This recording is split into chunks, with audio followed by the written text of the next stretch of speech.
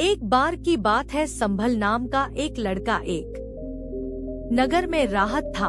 वह अपने जीवन से बहुत निराशा था। उनकी निराशा का कारण यह था, वह अब तक अपने जीवन में कुछ भी नहीं कर रहा था। उसके माता पिता उसे तानी मारते थे कि आपके सभी मित्र कुछ ना कुछ कर रहे हैं, लेकिन आप अभी भी घर बैठे हैं। दोस्तों के बीच भी अक्सर उनका मजाक उड़ाया जाता था। वह कहानी जाता तो लोग उससे पूछते थे कि आप क्या कर रहे हैं। उसे यह बताने में भी शर्म रही थी, वह कुछ नहीं कर रहा है। धीरे धीरे उसने रिश्तेदारों से मिलन जलना कम कर दिया और लोगों से मिलन भी बैन कर दिया। वह ज्यादातर समय घर पर ही राहत, वह अकेला राहत और भगवान को कोसता राहत और अपनी किस्मत को दोष देगा। अब उसे अपना जीवन बोझ लगे लगा था।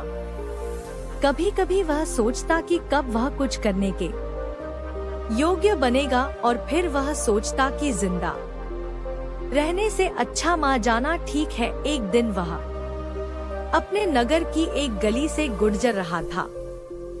तभी उसने देखा कि एक गुरु दुख और परेशानियां पर उपदेश दे रहे हैं।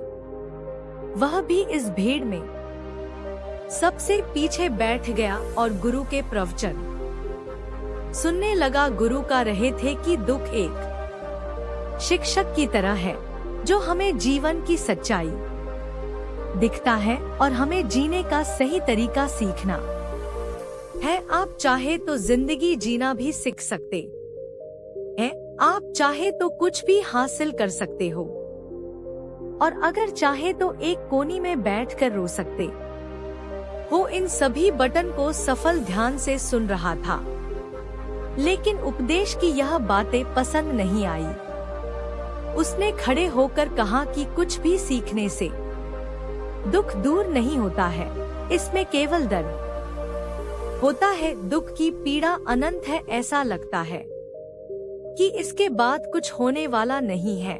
इससे कुछ भी फर्क नहीं पड़ता है।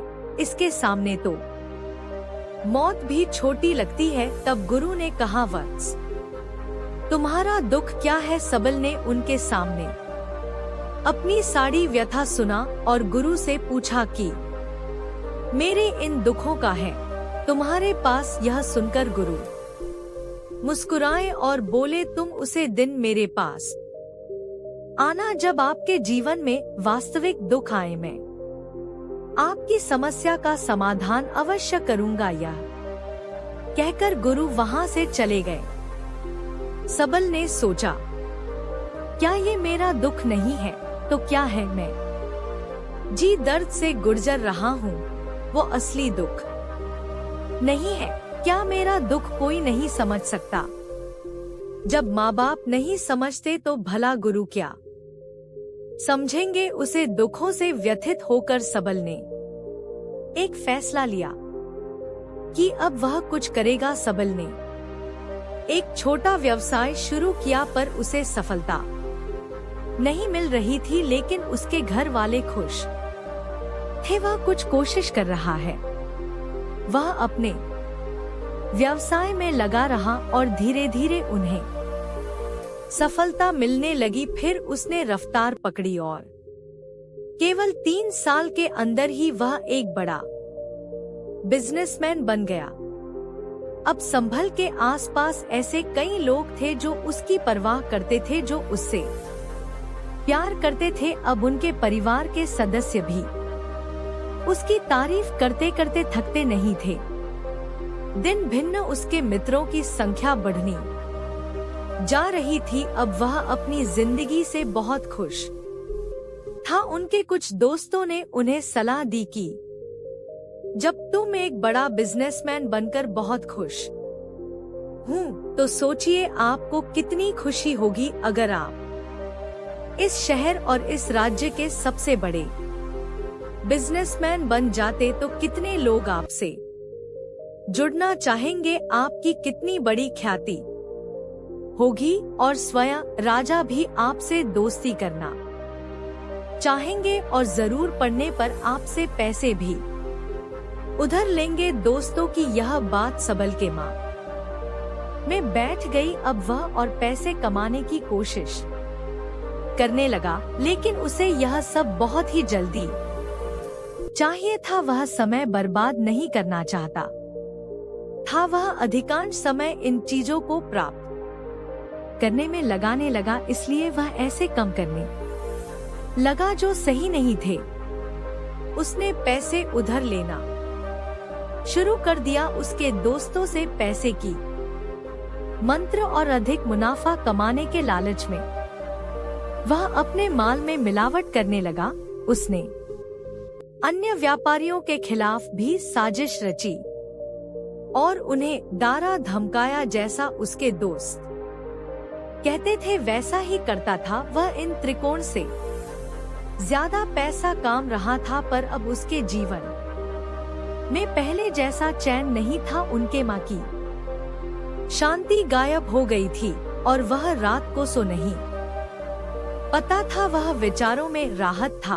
वह सब कुछ प्रकार भी उसे किसी चीज में सुख नहीं मिल रहा था। एक दिन सबल अपनी गाड़ी से कहीं जा रहा था, तभी रास्ते में उसे गुरु का आश्रम दिखाई दिया। भरोसा और गुरु के पास जाकर बोला, गुरुजी आपने मुझे कहा था जब कभी जीवन में सच्चा दुख आए तो चले आना। अब मैं बहुत दुखी हूँ, मेरी नींद हराम हो गई है, मुझे कहानी भी शांति नहीं मिल रही है।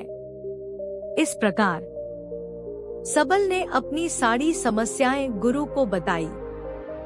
गुरु ने कहा, जब तुम पहले बार मुझे मिलने आए थे तब भी तुम किसी दुख में थे।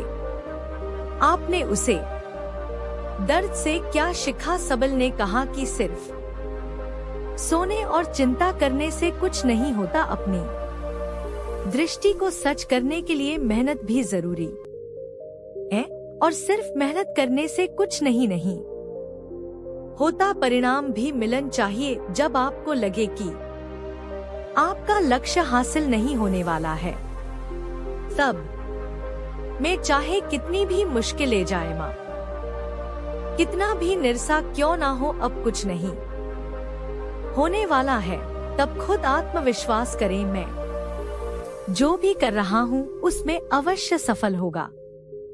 लोग केवल सफल लोगों का सम्मान करते हैं। कोई कितना भी अच्छा क्यों ना हो, वह हमेशा लोगों की नजरों में बोझ बने रहते हैं। ये सब सुनकर गुरु मुस्कुराए और बोले, ये वास्तव एक दुख नहीं है। अपने जीवन में वास्तविक दुख आए तब मेरे पास आना, मैं उसे ठीक कर दूंगा। संभालने जाते समय गुरु को सोने के सिक्कों से भारत घड़ा भेंट किया। खड़े को देखकर गुरु ने कहा कि यह मेरे किसी कम का नहीं है। उसे पेड़ के नीचे गड्ढा खोदकर गढ़ दो। सबल ने खड़े को पेड़ के नीचे ढाबा दिया। जैसा कि गुरु ने बताया उसने वैसा ही किया और वहां से चला गया। कुछ दोनों से कारोबार ठीक चल रहा था, लेकिन व्यापार के गलत तरीके के कारण धीरे धीरे उसे व्यापार में घाट होने लगा। उसकी सारी दौलत धीरे धीरे खत्म होने लगी और एक दिन ऐसा भी आया जब उसके पास कुछ भी नहीं बचा और उसे पर कर्ज का बोझ चढ़ गया था। परंतु वह निश्चित था, क्योंकि उसने अपना सर कर्ज अपने दोस्तों से लिया था। उसने सोचा था कि उसके दोस्त बुरे वक्त में उनके साथ खड़े रहेंगे, लेकिन ऐसा कुछ नहीं हुआ। जैसे ही बड़ा वक्त आया, दोस्त पहले उससे कर्ज मांगने लगे। अगर उसने कर्ज नहीं लौट आया तो उन्होंने उसे जान से करने की धमकी भी दी। उनके सभी शुभचिंतक और प्रियजन उससे दूर हो गए। उसके दोस्त जो उसके साथ मस्ती किया करते थे, अब उससे दूर भाग रहे थे। उसका परिवार उसकी गलतियां और कमियां गिने लगा। उसकी सारी संपत्ति नीलम हो गई और उसके पास कुछ भी ना बचा। जब ने अपने पिता से मदद मांगी तो पिता ने कहा कि मेरे पास थोड़ी सी संपत्ति है, अगर मैं तुम्हें दे दूंगा तो मैं तुम्हारी माँ को क्या कहूँगा? यह संपत्ति हमारा अंतिम सहारा है। संभल के माँ में गहरा दुख छा गया। उसके आसपास कोई नहीं था उनके दुख को समझ सके। लोगों के इस विश्वासघात के कारण वह अंदर से टूट चुका था। वह सोने लगा कि अब जीने का कोई मतलब नहीं है, अब मौत ही मेरा सहारा है। वह आत्महत्या करने के लिए पहाड़ी पर जा रहा था। तब उसे याद आया कि उसे गुरु ने उससे कहा था, तब मेरे पास आना जब तुम्हारे जीवन में वास्तविक दुख हो। सबल गुरु के पास गया और अपनी सारी व्यथा सुने। आंखों में आंसू ली उसने कहा है, गुरुदेव मेरे दुख का निवारण कीजिए। तब गुरु ने कहा कि जब जीवन में असली दुख आए तब मेरे पास आना, मैं इसे जरूर ठीक करूंगा। कि पहले आप मुझे बताओ कि आपने अपने दुख से क्या सीखा? तब सबल ने कहा कि मैंने वह सीखा जो लोग हमारे जीवन में आते हैं वह हमारी सफलता और प्रगति के कारण वो हमें धोखा जरूर देंगे, क्योंकि बुरे समय में वे हमारे साथ नहीं खड़े होंगे। वे अच्छे समय में ही हमारा फायदा उठाएंगे और बुरे समय में हमें छोड़ देंगे। उन लोगों पर ही भरोसा करें जो हमारे बुरे समय में हमारे साथ खड़े रहते हैं।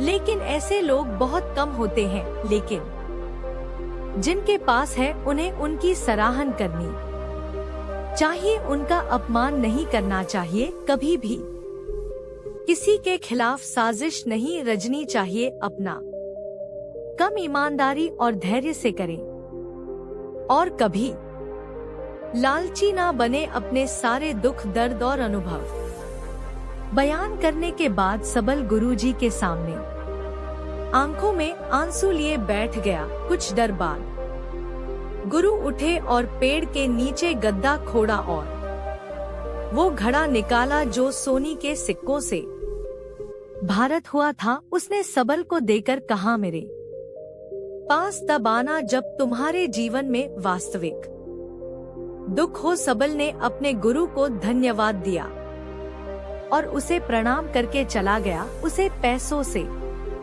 उसने एक छोटा सा व्यवसाय शुरू किया। अब वह छोटा व्यापारी बनकर भी खुश था। उसने पूरी लगन और ईमानदारी से कारोबार किया और जल्द ही वह अपने शहर का एक बड़ा व्यापारी बन गया। उसका जीवन सुख सुविधाओं से भारत हुआ था। लेकिन कोई कितना भी अच्छा क्यों ना हो, लेकिन जीवन में दुख आता है तो सबल के जीवन में भी दुख आया। अपने माता पिता की मृत्यु हो गई। वे दोनों एक ही दिन मां गए। सबल अपने माता पिता से बहुत प्यार करता था, इसलिए उनके निधन से उन्हें गहरा सदमा लगा। अंतिम संस्कार किया गया। उसने अपने माता पिता का शब्द जलते हुए देखा तो उसका माँ बेचैन हो उठा। उसके माँ में कई सवाल उठने लगे। वह घर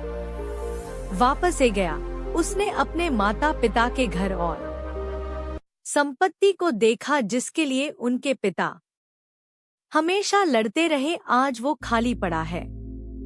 जिन्होंने इसकी देखभाल की, इसके लिए लाड करने वाले इस दुनिया से चले गए। उसके पिता ने जो कुछ कमाया वह सब यही रह गया। एक दिन पहले तक उसके पिता मारपीट करते थे किसी के साथ उसकी संपत्ति के लिए। आज वह खुद इस दुनिया से चले गए। उसका माँ ऐसे अनेक विचारों में भटक रहा था। वह अंदर से अकेला और दारा हुआ महसूस कर रहा था। वह खाली महसूस कर रहा था। उसे लगा कि कुछ तो है, परंतु वह समझ नहीं सका। इसलिए वह गुरु के पास गया। उसे देखकर गुरु ने कहा, क्या जीवन में कोई दुख है? सबल ने कहा, वैसे तो जीवन में कोई दुख नहीं है, सब कुछ अच्छा चल रहा है, लेकिन आज मेरे माता पिता का देहांत हो गया है। मैं इस घटना से बेहद दुखी और परेशान हूँ।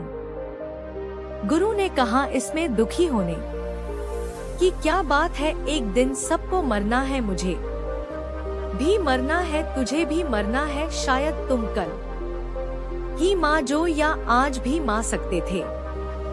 सबल ने कहा, क्या कह रहे हो गुरुजी? मैं भी माँ जाऊंगा, लेकिन मैं अभी जवान हूँ। गुरु ने कहा कि सभी जी रहे हैं इसी ब्रह्मा में की मृत्यु केवल बूढ़ों को आई है, लेकिन ऐसा नहीं है।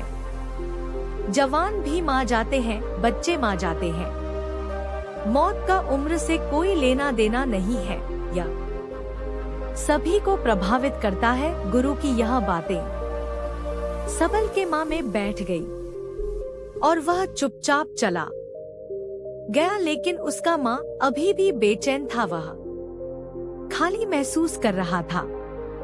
वह सर दिन अपने बड़े में ही सोचता राहत कि वह कौन है, वह इस दुनिया में क्यों आया है, इस जीवन का लक्ष्य क्या है। ऐसे कई सवाल उसके दिमाग में लगातार उठ रहे थे, लेकिन उन्हें अपने किसी भी सवाल का जवाब नहीं मिल रहा था और उसका दुख दिन ब दिन बढ़ता ही जा रहा था। इसलिए कुछ दिन बाद वह फिर से गुरु के पास पहुंच और बोला है, स्वामी मैं बहुत दुखी हूँ, क्योंकि मैं यह नहीं जान कर रहा हूँ कि मैं कौन हूँ और मैं इस दुनिया में क्यों आया हूँ। यह सुनकर गुरु मुस्कुराए और बोले, आज आपके जीवन में पहले बार सच्चा दुख उत्पन्न हुआ है। यह वास्तव में दुख कहलन लायक है। हम नहीं जानते कि हम कौन हैं, हम क्यों आए हैं। सबल ने अपने गुरु से कहा कि उसकी दुर्दशा दूर करें। गुरु ने कहा कि हम सभी इंसान हैं, जीवन भर संग्रह करते रहते हैं। सबल ने कहा, कोई भी इंसान अपने साथ कुछ भी नहीं ले जा सकता, वह सिर्फ अकेला ही जाता है। मेरे माता पिता भी अपने साथ कुछ भी नहीं लेकर गए, धन संपत्ति वैभव सब कुछ यहाँ पर छोड़ कर गए। गुरु ने कहा, अब मेरी बात ध्यान से सुनो, इस संसार में हमें जो संग्रह करना चाहिए वह हम नहीं करते, बल्कि चीज हमारे सामने होती है, लेकिन हम उन्हें देखने की कोशिश नहीं करते। हमें इस दुनिया में जो कुछ भी इकट्ठा करना है वह हम खुद हैं। हमें खुद को जुटाना होगा, ताकि जब हम मारे तो हम एकजुट हो सके और खुद को पहचान में सक्षम होने के लिए हम अंदर बैठे हुए हैं। हम प्यार, नफरत, गुस्सा, ईर्ष्या में बैठे हुए हैं।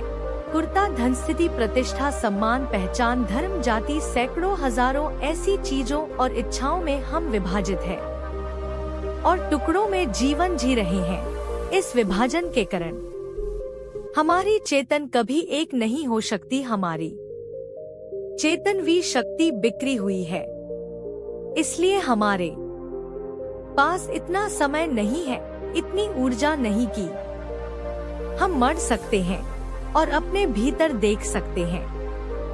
वास्तव में धन, सम्मान और सुविधाओं के अभाव को लोग दुख समझते हैं और जीवन भर के लिए इसे दुख का कर रोटी रहते हैं और समाधान खोजना का प्रयास करते रहते हैं। उन्हें अपना समाधान कभी नहीं मिलेगा, क्योंकि जिसे लोग दुख कहते हैं वह वास्तविक दुख नहीं है। यह सिर्फ एक आदमी की इच्छा है। उसकी इच्छा कभी पूरी नहीं होती, इसीलिए व्यक्ति को कभी उनके प्रश्नों का समाधान नहीं मिलता।